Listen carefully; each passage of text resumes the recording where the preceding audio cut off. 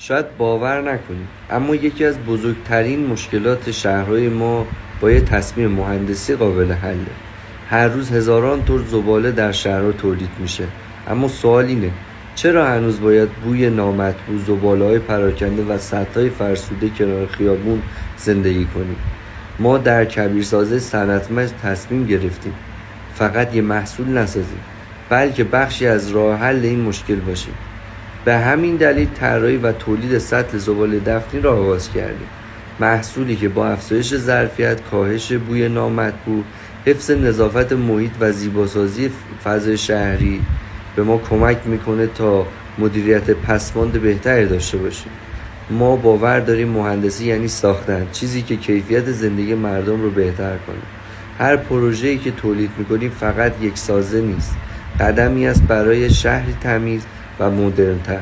اگر شما هم در حوزه شهرداری، عمران، پیمانکار یا مدیریت شهری فعالیت میکنید، خوشحال میشیم در این مسیر کنار شما باشیم.